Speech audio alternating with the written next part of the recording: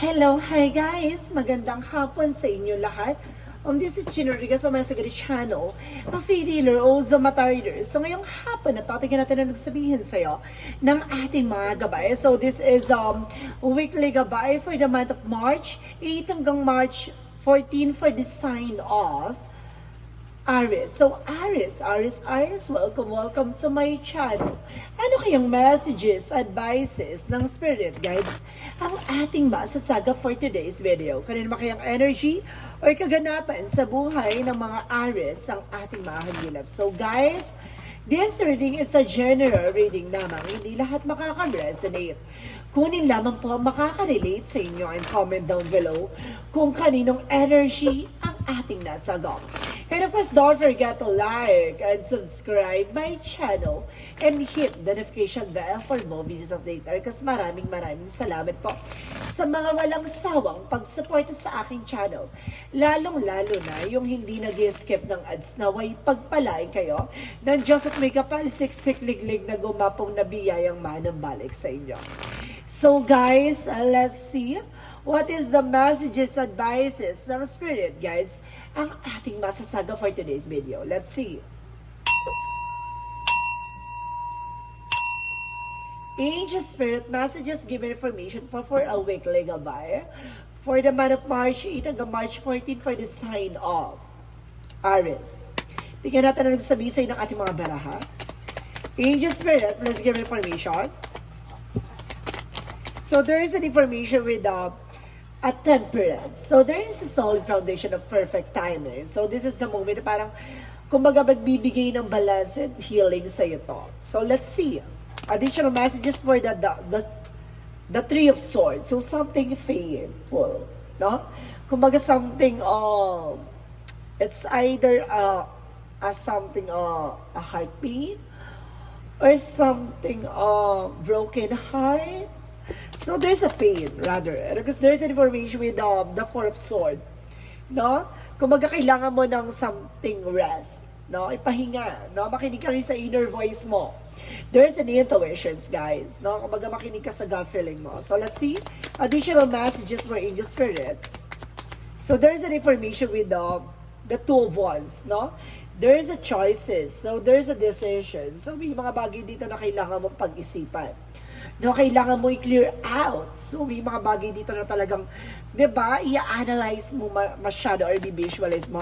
And of course, na, bago ka mag-take ng action with the star card, so magkakaroon ka ng wish fulfillment dito, no? Matutupad na yung mga bagay or pangarap mo. O yung hinihiling mo. So, let's see, additional messages. So, there is a hangman, no? Kumbaga sinasabi dito na babaguhin yung perspective mo. No? Babaguhin na yung mindset mo at the same time, no? Makakaalis ka na sa sitwasyon. No? Yung delays, cancellation, no more cancellation, no more delays. At the same time, no more hang. No more stuck. No? Hindi ka na makakalaya ka na. So let's see what is the temperance for the Eight of Cups. So there is an information on Eight of Cups, something let go, no? Kumbaga there is a moving forward of situation na kumbaga this is the moment na there's a perfect timing na makakaalis ka na. So let's see additional messages for the Three of Swords. So there is the Nine of Pentacles. So there is a blossoming abundance. Now dito na papasok yung paglago or paglakas ng iyong negosyo o hanap buhay, no? So this is the moment na unti-unti ka na makaka-recover at unti-unti ka na makakaalis sa sitwasyon. No, kumbaga makakaalis ka na, kumbaga makakalaya ka na sa worries and of course sakit, no, ng nakaraan. And of course there's an information with the Eight of Pentacles, focus, being dedicated sa ginagawa mo, no? Kumbaga makinig ka sa inner voice mo, no? Makinig ka sa gut feeling mo, makinig ka sa intuitions mo, na mag-focus ka dyan sa ginagawa mo. And because there is the Six of Pentacles, magtutuloy-tuloy na about sa finances for you, no? There is a giving, receiving something by the universe. Kumbaga tutulungan ka ng langit or tutulungan ka ng ating po, may kapal ng ating universe na ipagkaloob sa'yo at magkaroon ka ng kumbaga specific na desisyon na magdadala sa iyo ng good destiny, no? Or magandang kapalaran. So let's see what is the star card. So there's a Knight of Swords. So there is an information na kumbaga magtutuloy-tuloy na, no? The dinosaur is a success driven. So, talagang magtutuloy-tuloy na yung pangarap mo. No, parang reaching your goal na tayo eh. Nandun ka na sa moment na parang unti-unti mo nang tinutupad. So, let's see what is the Hangman reverse. So, there's an information with the Two of Pentacles. So, there's a choices and being a balance. So, magiging balanse ng iyong emosyon. No? Kumbaga, magiging balanse ng iyong iniisip. No? Yung iyong pananaw. So, let's see what is the Temperance and the Eight of Cups. So, there's the Wheel of Fortune. So, there's a good luck. No? Umikot din kapalaran. Returning to your favor na guys. No? Talagang papabor na sa iyo ang sitwasyon na makakaalis ka na sa situation.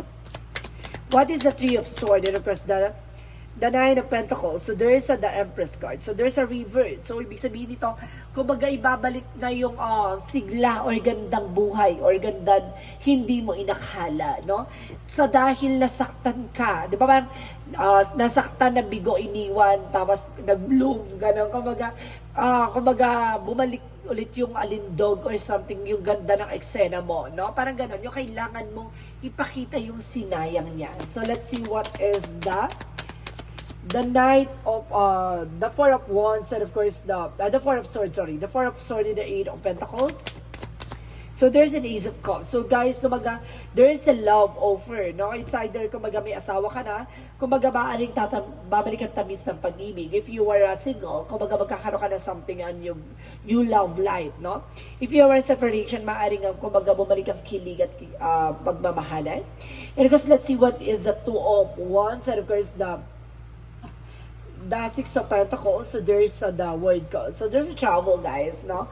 Kumbaga, may travel dito on either maaaring nasa ibang bansa ka, no? Kumbaga, magiging, or pipiliin mo mga ibang bansa or either makakaalis ka na, no? Kumbaga, makakapang ibang bansa ka na. So, let's see what is a star card and the Nine of Swords.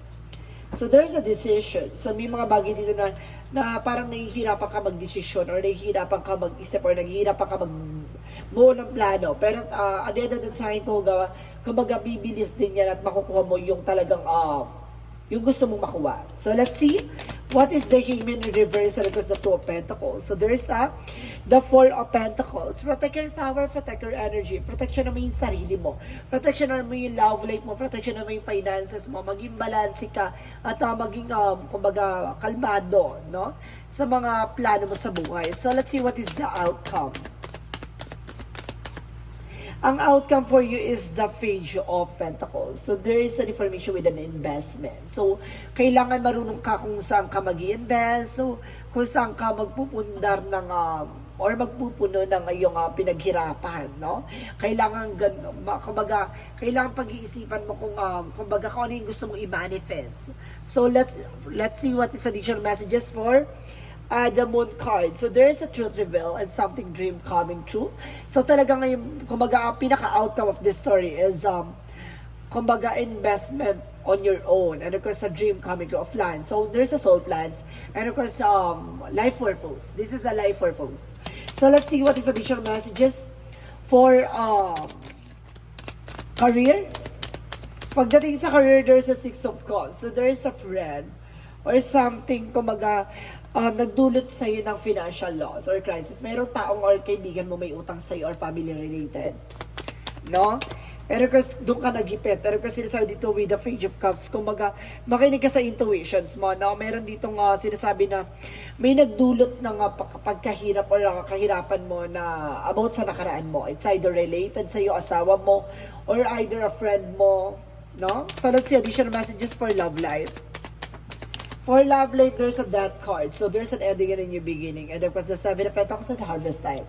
Kumbaga, may magbago or magaganap na pagbabago sa inyong relasyon na maaaring magdala ng harvest time or pag-bloom, no? So, let's see additional messages for health. Sa health mo, there's an Eight of Swords. So, napapalibutan ka rin ng toxicities or marami kang, kumbaga, nararamdaman sa katawan mo, even sa paa mo. No, kumbaga nananakit yung paa mo, and there's a King of Wands by control. No, kumbaga nagiging ano ka dito, kumbaga nagiging mainitid ng ulo mo dahil may nararamdaman ka sakit ng katawan mo. So let's see what is additional messages for magical fairy messages. For magical fairy messages, get my information. So there's a debt fade off, no? The old weight is habits of the debt is lifted for you in your life. So, si mayroong utang or something bigat na nararamdaman na, excuse me, na kumbaga ngayon ay binabayaran mo na, parang ganon, no? So, let's see. Kung ano yung inutang mo siyang sisingilin sa'yo, parang ganon siya. So, let's see. What is the yin and yang oracle card? So, there's an information, there's a truth, no? Kumbaga may katotohanan dito. At the same time, there's a renewal. Magkakaroon ka ng panibagong bukas or panibagong buhay. Excuse me guys, nangating lalamunan ko. Wait lang. And there's a memories, guys. No, talaga mayroon about sa nakaraan. Meron dito tungkol sa nakaraan, guys, ha? Na nagdulot sa iyo talaga ng, kumbaga, naipit sa sitwasyon. Na maung ka sa utang. Parang ganun dito na sense ko. So, let's see what is Archangel Michael. So, spend more time outdoor, no? Kumbaga, kailangan mo magliwaliw para na sa ganun mabawasan ng stress or iniisip mo. And pay attention to your dreams, no? Kumbaga, tumutok ka sa pangarap mo. Or mayroon ka mga panaginip na kailangan mo isa lang alang. Baka may mga paalala. So, let's see what is the chakra messages. So, there's a self-worth, no? Kumbaga, dapat alam mo sa sarili mo kung ano yung halaga mo. And there's an impasse, may ubaharang. No? Kaya hindi ka makausad-usad kasi may ubaharang. No? Kaya ka minamalas, inoolats, nasasaktan, nabibigo. Dahil may taong nagbigay sa'yo ng something. Curses. What is the Monsology?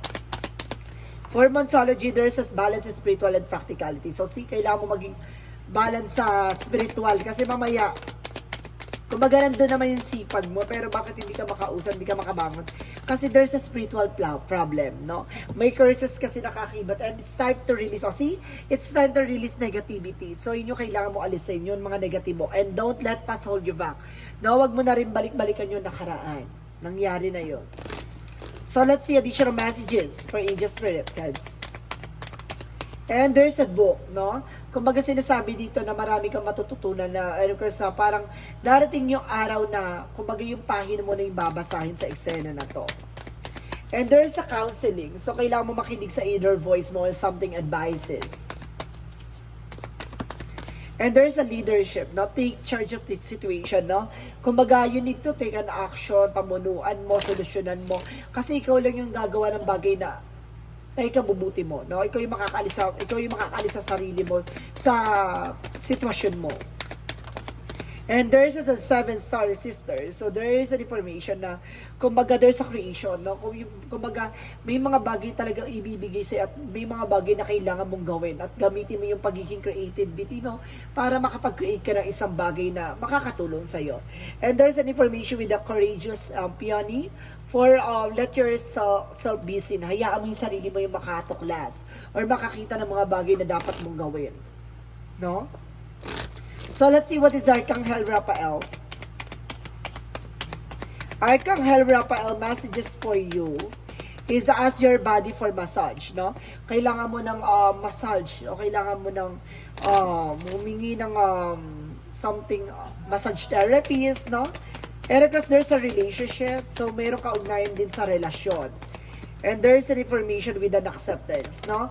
May mga bagay dito na unti-unti mo nang matatanggap. And there's a grip, no? Kumbaga may mga bagay na nangyari sa nakaraan na pinagsisisihan mo or pinanghihinayangan mo. Ganun talaga. It's an opportunity na matutunan mo lahat ng mga mistakes and of course, lahat ng mga bagay na yan. No? So, let's see. What is additional energy? So, there's a door to the romance. No? Bukas ang pinto ang pagdating sa buhay, pag-ibig sa'yo. And there's a all tied up. Kailangan mo lang kumawala, no?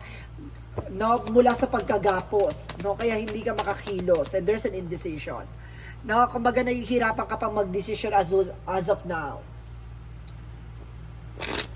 So let's see what is additional messages for Angel Spirit Guides. So there's a confidence. So isa pa to, kailangan mo magkaroon ng konfiyansa sa sarili mo. At the same time, there is a lesson. So see, matuto ka sa mga napagdaanan mo. At the same time, there's a cleansing. So see, kailangan mong linisin, alisin yung mga negatibo or kailangan mo magpagamot para na sa ganun makawala ka sa mga kamalasan or kumbaga curses o sumpa ng nakaraan. So let's see, what is the angel's answer? The angel's answer represent if you believe. So see, depende yan sa paniniwala mo. Parang sinusubok ang paniniwala mo dito, guys. And there is an information with the wait. May mga bagay na kailangan mong hintayin. And there is a perfect timing. So this is the moment na, no? Kumbaga may mga bagay na hintayin mo. No, kapag gumawa na ng action or gumawa na ng senyales na kailangan mo na mag-take ng action, kumilos ka at kailangan mong maniwala at magtiwala. So let's see what is the Romance Angels. Romance Angels, there is a retreat, no? It's time to disconnect from the world, no? Pakiwalan mo yung mga worries mo, at the same time yung mga negativity, and it's safe for you to love, no?